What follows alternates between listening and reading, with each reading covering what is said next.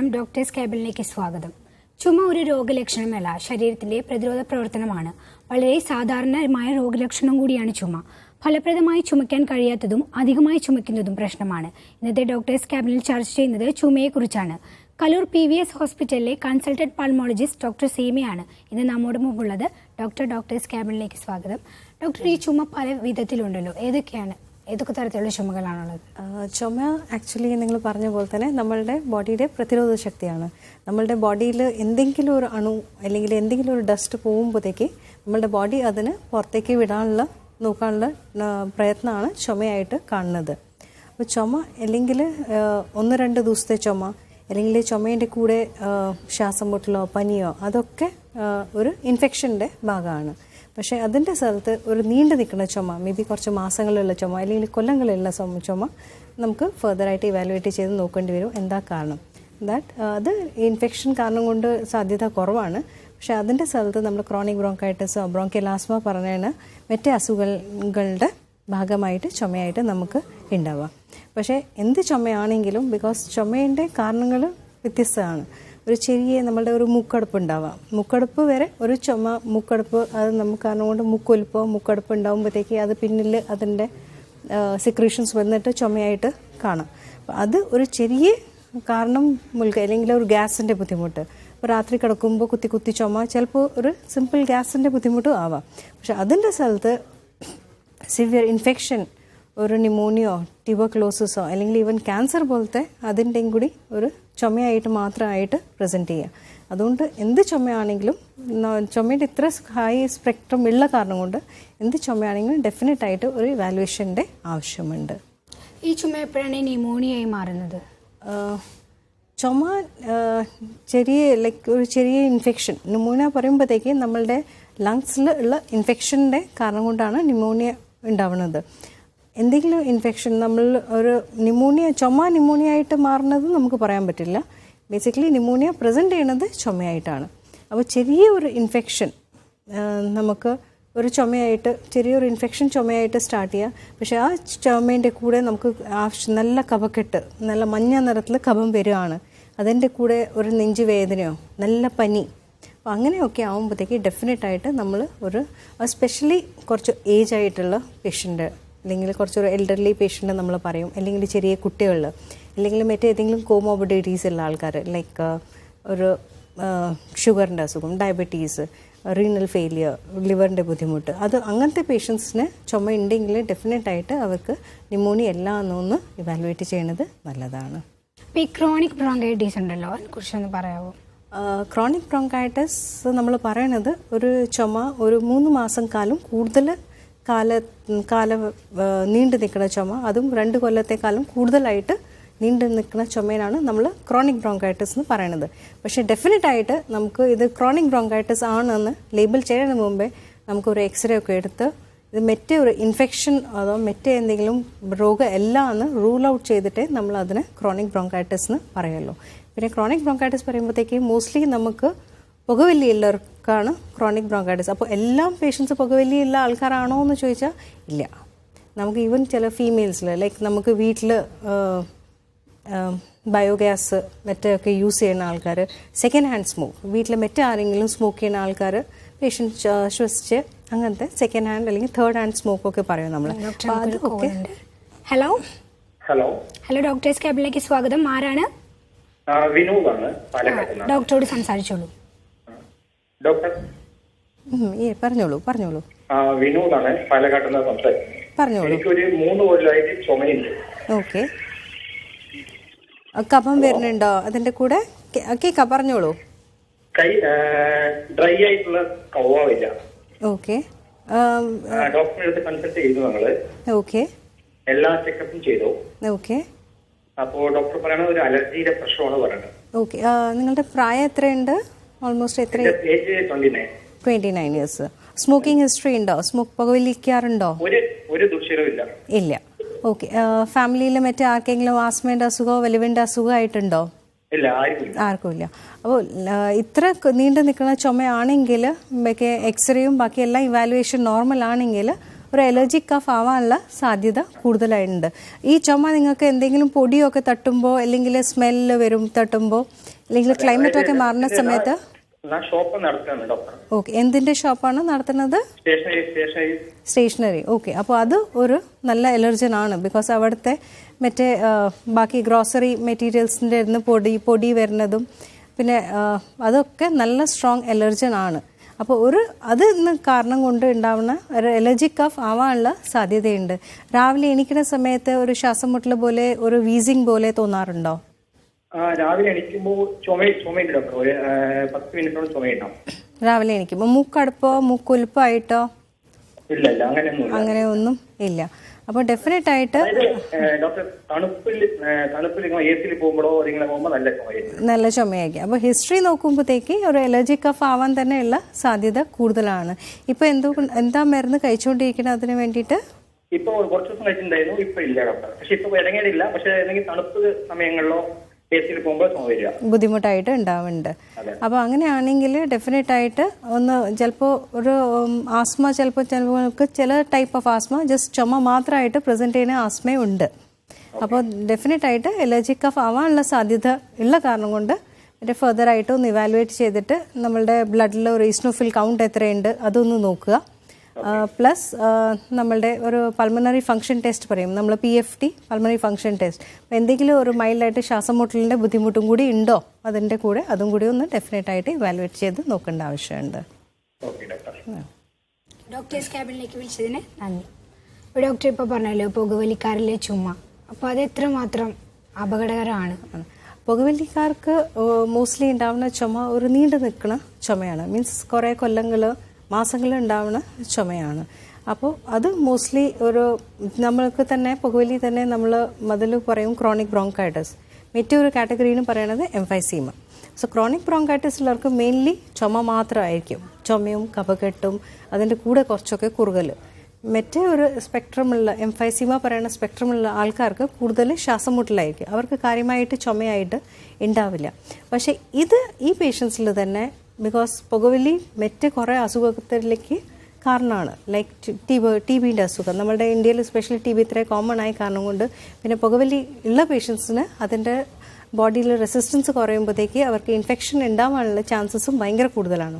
അങ്ങനെ തന്നെ മറ്റൊരു അസുഖമാണ് ക്യാൻസറിൻ്റെ അസുഖം, ലങ്സിനെ ബാധിക്കുന്ന ക്യാൻസറിൻ്റെ അസുഖം. അപ്പോൾ ഡെഫിനറ്റ് ആയിട്ട് ഈ പേഷ്യൻസിന് എല്ലാവർക്കും ഇവാലുവേഷൻ വേണം, TBൻ്റെയും കൂടി. അങ്ങനെ തന്നെ ചുമയ്ക്ക് എന്തെങ്കിലും ക്യാരക്ടറിന് വ്യത്യാസം വരിക, അല്ലെങ്കിൽ ചുമയ്ക്കുമ്പോൾ എപ്പോഴെങ്കിലും ബ്ലഡായിട്ട് വരിക, ചുമയ്ക്കുമ്പോൾ രക്തത്തിൻ്റെ അംശം ബ്ലഡിൽ ചുമയിൽ കഫത്തിൽ കാണുക. അപ്പോൾ ഡെഫിനറ്റ് ആയിട്ട് അവർക്ക് ഇത് രണ്ടും കൂടി ഇവാലുവേറ്റ് ചെയ്യേണ്ട ആവശ്യമുണ്ട്.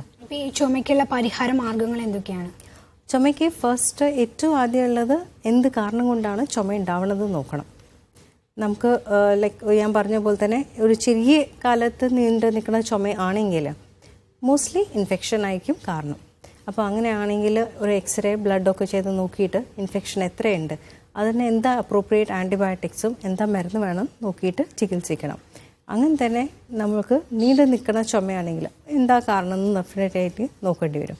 ലൈക്ക് നമ്മൾ തന്നെ പറഞ്ഞ പോലെ COPD ഒരു കാരണമാണ്. അതിൻ്റെ സ്ഥലത്ത് അങ്ങനെ തന്നെ ബ്രോങ്കിയൽ ആസ്മ, ഇത് മറ്റേ കഴിഞ്ഞ കോളർ വിളിച്ച പോലെ അലർജി എക്സ്പോഷർ ഉണ്ട്, അലർജൻ എക്സ്പോഷർ ഉണ്ട്. അതല്ലാതെ ക്ലൈമറ്റ് മാറുന്ന സമയത്ത് ചുമ, അല്ലെങ്കിൽ എന്തെങ്കിലും എക്സ്പോഷർ, ഡസ്റ്റ് എക്സ്പോഷർ, അല്ലെങ്കിൽ സ്ട്രോങ് സ്മെൽ എക്സ്പോഷർ, അങ്ങനെ എന്തെങ്കിലും ഉണ്ടാവുമ്പോൾ ആ സമയത്തുള്ള ചുമ. ഡോക്ടർ നമുക്കൊരു കോൾ ഉണ്ട്. ഹലോ ഹലോ ഡോക്ടേഴ്സ് ക്യാബിനിലേക്ക് സ്വാഗതം. ആരാണ്? ഡോക്ടറോട് സംസാരിച്ചോളൂ.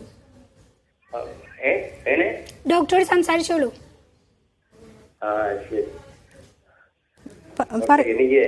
പറയോ? പറഞ്ഞോളൂ. എനിക്ക് ഈ ഒരു 3-4 മാസം ഇങ്ങനെ ചുമ തുടങ്ങിയിട്ട് ഒരു 2-3 ദിവസം കഴിയും. ഇന്നലെ കുറവില്ല. അങ്ങനെ ഞാൻ ഈ ഡോക്ടറെ കണ്ട് കഫമെല്ലാം പരിശോധിച്ചു. എന്നാൽ അതിനൊരു കുഴപ്പമില്ല. എന്നാൽ ഇപ്പോഴും ഈ ഞെട്ടലിന്റെ അവിടെ, ഈ കഴുത്തിന്റെ അവിടെ ഭയങ്കര വേദനയും തല തിരിക്കാനൊന്നും വയ്യാത്ത ഒരവസ്ഥയിലാണ്. ആണോ? നിങ്ങളുടെ പ്രായം എത്രയുണ്ട്? ഏജ് എത്രയുണ്ട്? 55 വയസ്സ്. 55. 54. ഓക്കെ. പുകവലി ഉണ്ടായിരുന്നോ ആദ്യം? ഉണ്ട്. ഈ മോഹസിന് മണിയാണ്. പുകവലി ഉണ്ട്. ഓക്കെ. അപ്പോൾ ആദ്യം വേണ്ടത് പുകവലി ഒന്ന് നിർത്തുകയാണ് വേണ്ടത്. ബിക്കോസ് പുകവലി ഉണ്ടാവുമ്പോൾ തന്നെ അതൊരു നല്ല സ്ട്രോങ് ഇറിറ്റൻ്റ് ആയി കാരണം കൊണ്ട് ചുമ നമുക്ക് ഉണ്ടാവും. അപ്പോൾ ചിലപ്പോൾ നിങ്ങൾക്ക് ഞാൻ പറഞ്ഞ പോലെ തന്നെ ക്രോണിക് ബ്രോങ്കൈറ്റിസ് ഉണ്ടാവാനുള്ള സാധ്യതയുണ്ട്. പിന്നെ മറ്റേ എക്സ്റേയും ബ്ലഡൊക്കെ നോക്കിയതാണോ? കുഴപ്പമില്ല. മറ്റേ PFT ചെയ്ത് നോക്കിയതാണോ? ഇതിൻ്റെ ചുമയുടെ കൂടെ ശ്വാസം മുട്ടലുണ്ടോ? ഒരു കുറുകൽ പോലെ, കഫമുണ്ട്, ഒരു കുറുകൽ പോലെ, ഒരു വിസിലടിക്കുന്ന സൗണ്ട് പോലെ അങ്ങനെ തോന്നാറുണ്ടോ? അതെ. അപ്പം മറ്റേ PFT ചെയ്ത് നോക്കിയിട്ടുണ്ടാവും. നമ്മൾ പൾമണറി ഫങ്ഷൻ ടെസ്റ്റ് പറയും. ഒരു ഊതിയിട്ട് ചെയ്യാനുള്ള ടെസ്റ്റാണ്. ലങ്സിൻ്റെ കപ്പാസിറ്റി അങ്ങനെ എത്രയുണ്ട്, അങ്ങനെ തന്നെ ഈ ക്രോണിക് ബ്രോങ്കൈറ്റിസ് ശ്വാസം മുട്ടലിൻ്റെ ബുദ്ധിമുട്ട് എത്രയുണ്ട് എന്ന് അറിയാൻ വേണ്ടിയിട്ടുള്ള ചെയ്യുന്ന ഒരു ടെസ്റ്റാണ്. അത് ആക്ച്വലി നമ്മുടെ മോസ്റ്റ്ലി പൾമണോളജിസ്റ്റ് ഉള്ള എല്ലാ സ്ഥലത്തും ടെസ്റ്റ് അവൈലബിൾ ആണ്. അപ്പോൾ അതൊന്ന് ചെയ്ത് നോക്കണം. പക്ഷേ ഡെഫിനറ്റ് ആയിട്ട് ഏറ്റവും ആദ്യം വേണ്ടത് പുകവലി ഒന്ന് നിർത്തുകയാണ് വേണ്ടത്. ബിക്കോസ് അത് നിർത്തിയാൽ തന്നെ നല്ല എമൗണ്ട് ചുമ കുറയണതാണ്. ആക്ച്വലി നമുക്ക് ഇപ്പോൾ പുകവലി നിർത്താൻ ബുദ്ധിമുട്ടുണ്ടെങ്കിൽ നമ്മളുടെ പുകവലിയിൽ സിഗരറ്റിൽ നിക്കോട്ടിൻ പറഞ്ഞ സാധനമുള്ള കാരണം കൊണ്ടാണ് സ്മോക്കിങ്ങിൽ നമുക്ക് എഡിക്ഷൻ ഉണ്ടാവുന്നത്. ഇപ്പോൾ നമുക്ക് നിക്കോട്ടിൻ ചൂയിങ്കം ആയിട്ട് അവൈലബിൾ ആയിട്ടുണ്ട്. അപ്പോൾ അത് കഴിക്കുമ്പോഴത്തേക്ക് നമ്മളുടെ പുകവലിക്കണം എന്നുള്ള ആഗ്രഹമൊക്കെ കുറഞ്ഞ് കിട്ടാൻ സാധ്യതയുണ്ട്. അപ്പോൾ അതൊന്ന് ട്രൈ ചെയ്ത് നോക്കുക. അങ്ങനെ തന്നെ ഏതെങ്കിലും നല്ല പൾമണോളജിസ്റ്റിനെ ഒന്ന് കണ്ടിട്ട് ഫർദറായിട്ട് എന്താ ട്രീറ്റ്മെൻറ്റ് വേണ്ടതെന്ന് പ്ലാൻ ചെയ്യുക. ഡോക്ടർ നമുക്കൊരു കോൾ ഉണ്ട്. ഹലോ ഹലോ ഡോക്ടർ സീമിയല്ലേ? ഡോക്ടർ സംസാരിച്ചു. പറഞ്ഞോളൂ. ഡോക്ടർ സീമിയല്ലേ? അതെ, പറഞ്ഞോളൂ. വളരെ ഫീബിളാട്ടോ അവിടുന്ന് വരുന്നേ. ഹലോ പറഞ്ഞോളൂ. അത് ഞാനൊരു 63 ഏജ്ഡ് പേഴ്സൺ ആണ്. പറഞ്ഞോളൂ. ഹലോ പറഞ്ഞോളൂ. പറഞ്ഞോളൂ, കേൾക്കാൻ പറ്റുന്നുണ്ട്. ഞാനൊരു ബൈപ്പാസും കഴിഞ്ഞ ആളാണ്. ഓക്കെ. എനിക്കൊരു ചുമ വന്നിട്ട് ഞാൻ സുഖത്തൊന്നും വരില്ല. ഓക്കെ. ഇന്നേ വരെ വരില്ല. ഓക്കെ. എനിക്കൊരു ചുമ വന്നിട്ട് ഡ്രൈ കഫിംഗ് ആണ്. ഒരു രക്ഷയില്ല. കാർഡിയോളജിസ്റ്റ് മരുന്നൊക്കെ മാറ്റി തന്നു, രക്ഷയില്ല. ആയുർവേദം നോക്കി രക്ഷയില്ല. ഹോമിയോപ്പതി നോക്കി രക്ഷയില്ല. ഒറ്റമൂലിയൊക്കെ നോക്കി ആയുർവേദം. ഇപ്പൊ ലാസ്റ്റ് ഒരു അലർജി ടാബ്ലറ്റ്സ് മോണ്ടക് LC അത് ഒരു 2 ആഴ്ച കഴിച്ചു. എന്നിട്ടും രക്ഷയില്ല. പക്ഷെ ഈ കഫം വരുന്നത് ചെസ്റ്റ് എന്നല്ല. Chest is clear. ഇപ്പോൾ ഡോക്ടേഴ്സ് പറയുന്ന എല്ലാവരും പറയും ചെസ്റ്റ് ക്ലിയർ ആണെന്ന്. പക്ഷേ ത്രോട്ടെന്ന് ചുമ വരുമ്പോ ഈ ഡ്രൈ കഫിംഗ് ആണെങ്കിലും ത്രോട്ടെന്ന് കഫം വരും. എപ്പോഴെങ്കിലും ENT ആരെങ്കിലും കൺസൾട്ട് ചെയ്തിട്ടുണ്ടോ? കാണിച്ചിട്ടില്ല. ഒന്ന് ബിക്കോസ് നമ്മളുടെ ത്രോട്ടിൽ വോക്കൽ കോർഡ്സ് പറയും. വോക്കൽ കോർഡ്സിൽ പോളിപ്പോ അങ്ങനെ എന്തെങ്കിലും ഒരു ബുദ്ധിമുട്ടുണ്ടെങ്കിൽ ഇങ്ങനെ ചുമയായിട്ട് ഉണ്ടാവാൻ സാധ്യതയുണ്ട്. അപ്പോൾ നിങ്ങളെ ഹിസ്റ്ററി പറഞ്ഞ പോലെ നിങ്ങൾക്ക് ഹാർട്ടിൻ്റെ ബുദ്ധിമുട്ടുണ്ട്. ഇപ്പോൾ ചില പ്രഷറിൻ്റെ മരുന്ന് നമുക്കിങ്ങനെ ചുമയായിട്ട് ഉണ്ടാക്കാൻ സാധ്യതയുണ്ട്. ഹാർട്ടിന്റെ ബുദ്ധിമുട്ട് ഡോക്ടർ എനിക്ക് 97 മുതലുള്ളതാണ്. 2009 സർജറി കഴിഞ്ഞത്. ഇപ്പൊ എന്തെങ്കിലും അത്രയും കാലമൊന്നും ഒരു പ്രശ്നമില്ല. അടുത്തായിട്ട് വർഷമായിട്ടാണ് എനിക്ക് ഏതാണ്ട് ഈ പ്രശ്നം വരുന്നത്, ചുമയായിട്ട് ഉള്ളത്. പൊടി എന്തെങ്കിലും തട്ടുമ്പോ അല്ലെങ്കിൽ ക്ലൈമറ്റ് ഒക്കെ ഓക്കെ ക്ലൈമറ്റ് ഒക്കെ മാറുന്ന സമയത്ത് ഉണ്ടാവാറുണ്ട്. ആ സമയത്ത് അത് ആന്റിബയോട്ടിക് കഴിക്കാൻ മാറും ചെയ്യും. പക്ഷെ ഈ പെർസിസ്റ്റന്റ് ആയിട്ട് ഇങ്ങനെ ചുമ വരുന്നത് ഈ അടുത്ത കാലത്തായിട്ട് കണ്ടു തുടങ്ങിയതാണ്. ക്ലിയർ ആണ്. ഈ അടുത്ത ഡോക്ടർ ചെസ്റ്റ് ക്ലിയർ എനിക്ക് ഫീൽ ചെയ്യുന്നുണ്ട്. മറ്റേ ബ്ലഡ് ഇവാലുവേഷൻ എക്സ്റേ ഒക്കെ എടുത്ത് നോക്കിയതാണ്. എല്ലാം നോർമലാണ്. ഡോക്ടർ പറയാത്ത ഓക്കെ ഓക്കെ അത് നോർമലാണ്. ഒന്നുള്ളത് ഫാമിലിയിൽ ആർക്കെങ്കിലും ആസ്മന്റെ അസുഖം വലിവിന്റെ അസുഖം ഉണ്ടോ? ആയിരുന്നു.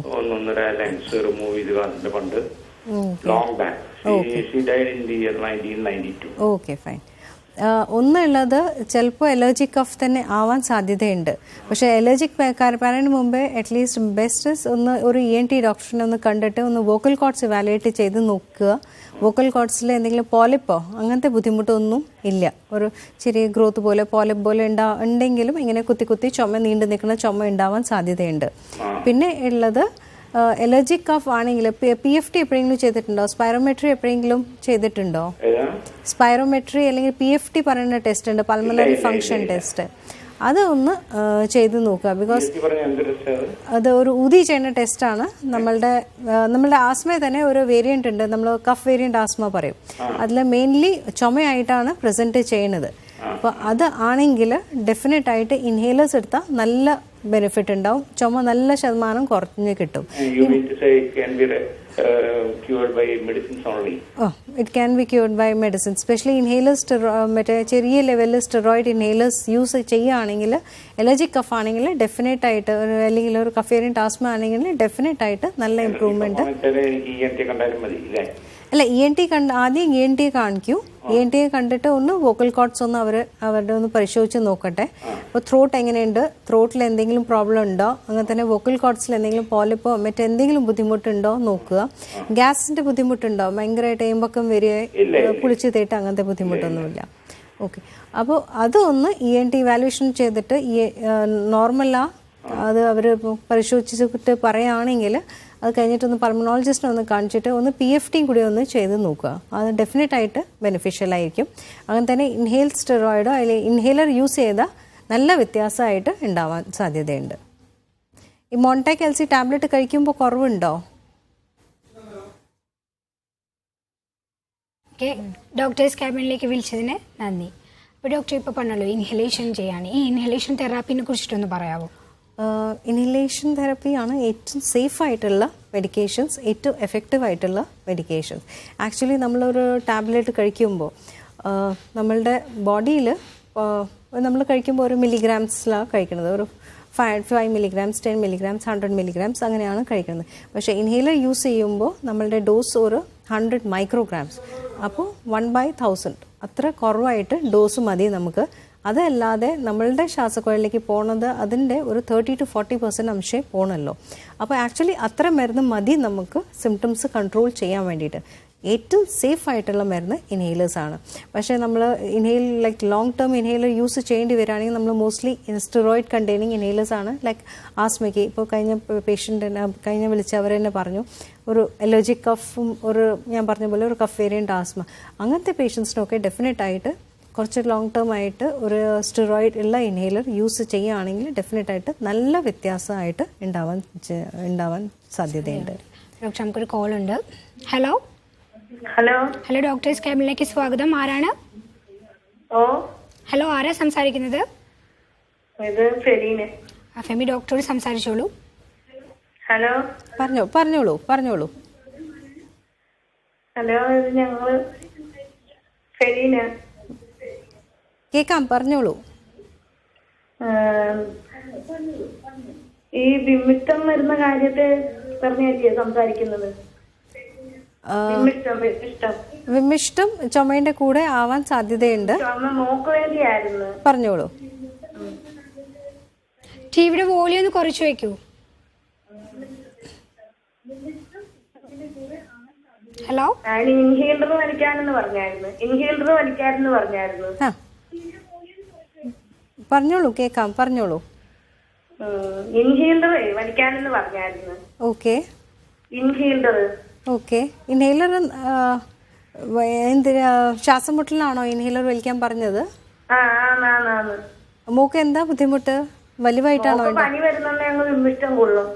പനി വരുമ്പോ മാത്രമാണോ അതോ അല്ലെങ്കിലും വിമിഷ്ടം പോലെ ഉണ്ടാവാറ്? ഇല്ല, പനി വരുമ്പോ മാത്രമാണ് വിമിഷ്ടമായിട്ട്.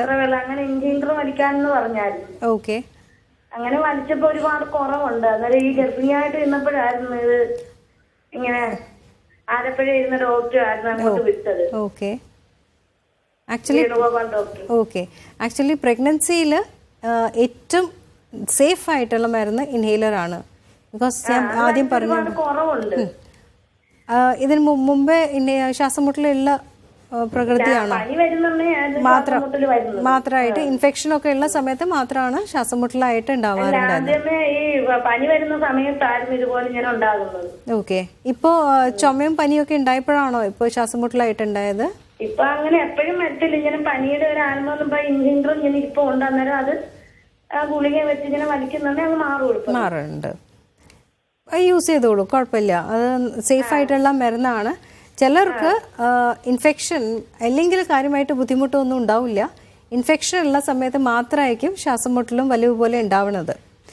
അപ്പോൾ അങ്ങനത്തെവർക്ക് എപ്പോഴും ഇൻഹേലർ യൂസ് ചെയ്യേണ്ട ആവശ്യമില്ല. ആ സമയത്ത് ഇൻഫെക്ഷനൊക്കെ ഉള്ള സമയത്ത് ഇൻഫെക്ഷൻ ഒന്ന് കുറയണ വരെ ഇൻഹേലർ യൂസ് ചെയ്യുന്നത് നല്ലതാണ്. ആക്ച്വലി പ്രഗ്നൻസി ടൈമിൽ ടാബ്ലറ്റ്സ് കാലം ഡെറിഫിലിനോ മറ്റെല്ലാം ടാബ്ലറ്റ്സ് കഴിക്കണേക്കാളും ഏറ്റവും സേഫ് ആയിട്ടുള്ള മരുന്ന് ഇൻഹേലറാണ്. ഡോക്ടേഴ്സ് ക്യാബിനിലേക്ക് വിളിച്ചതിന് നന്ദി. അപ്പോൾ ഡോക്ടർ, ഈ ചുമയ്ക്കെതിരെയുള്ള പ്രതിരോധ കുത്തിവയ്പ്പുകൾ എന്തൊക്കെയാണ്? ചുമയ്ക്ക് അഗെയിൻസ്റ്റ് വെക്കുന്നത് മെയിൻലി നമ്മൾ ഇൻഫെക്ഷന് വേണ്ടിയിട്ട് വാക്സിൻ എടുക്കാറുണ്ട്. ലൈക്ക് നമ്മുടെ ഇൻഫ്ലുവൻസ വാക്സിൻ ഉണ്ട്, ന്യൂമോകോക്കൽ വാക്സിൻ ഉണ്ട്. അപ്പോൾ ഇൻഫ്ലുവൻസ വാക്സിൻ നമ്മൾ എല്ലാ പേഷ്യൻസ് സ്പെഷ്യലി നമ്മൾ ഈ നിങ്ങൾ ചോദിച്ച പോലെ ക്രോണിക് ബ്രോങ്കൈറ്റിസ്, ആസ്മ, ബ്രോങ്കൈറ്റിസ്, എന്തെങ്കിലും ലങ്സിന് ഡാമേജ് ഉള്ള ചിലർക്ക് ശ്വാസക്കോളിൽ ചുരുങ്ങി പോണ അസുഖങ്ങളുണ്ട്. ചിലപ്പോൾ ന്യൂമോണിയയായി മാറാനുള്ള സാധ്യത ഉണ്ടല്ലോ. ബ്രോങ്കൈറ്റിസ് പേഷ്യൻസിന് ന്യൂമോണിയ കിട്ടാനുള്ള സാധ്യത കൂടുതലാണ്. പക്ഷേ ബ്രോങ്കൈറ്റിസ് ആയിട്ട് ന്യൂമോണിയ ആയിട്ട് ചാൻസസ് കുറവാണ്. അപ്പോൾ ആ പേഷ്യൻസിന് ലൈക്ക് എന്തെങ്കിലും കോമോബിഡിറ്റീസ് ഉള്ളവർക്ക് പിന്നെ ആർക്ക് ഇൻഫെക്ഷൻ അവോയ്ഡ് ചെയ്യുക, ആ പേഷ്യൻസിനൊക്കെ നമ്മൾ വാക്സിനായിട്ട് ഒന്ന് ഇൻഫ്ലുവൻസ വാക്സിൻ. അത് വാക്സിൻ നമ്മളുടെ എല്ലാ കൊല്ലം ഓർഗാനിസം അക്കോർഡിംഗ്ലി മാറിക്കൊണ്ടിരിക്കും ഇൻഫ്ലുവൻസ വാക്സിൻ. സോ എല്ലാ കൊല്ലം നമുക്ക് WHO ഒരു ആ കൊല്ലത്തെ എന്തൊക്കെയാ ലൈക്ലി ഓർഗാനിസം നോക്കിയിട്ട് ഒരു സെപ്റ്റംബർ മാസത്തിലാവുമ്പോഴത്തേക്ക് ഒരു വാക്സിൻ ഇറക്കും. അങ്ങനെ തന്നെ ന്യൂമോകോക്കൽ വാക്സിൻ നമുക്ക് 5 കൊല്ലം കൂടുമ്പോൾ എടുക്കേണ്ട വാക്സിനാണ്. അപ്പോൾ ഇത് നമ്മൾ 2 വാക്സിനും അഡ്വൈസ് ചെയ്യുന്നത് എന്തെങ്കിലും ഇൻഫെക്ഷൻ ഉള്ളവർക്ക്, അങ്ങനെ തന്നെ ഇൻഫെക്ഷൻ കിട്ടാൻ സാധ്യതയുള്ളവർക്കാണ് നമ്മൾ അഡ്വൈസ് ചെയ്യുന്നത്. അപ്പോൾ ഇന്നത്തെ ഡോക്ടേഴ്സ് ക്യാബിൻ്റെ സമയം ഇവിടെ അവസാനിക്കുകയാണ്. ഞങ്ങളുടെ സഹായിച്ച ഡോക്ടറിന് വളരെയധികം നന്ദി. നാളെ വേറൊരു വിഷയവുമായി ഇതേ സമയം കാണാം. നന്ദി.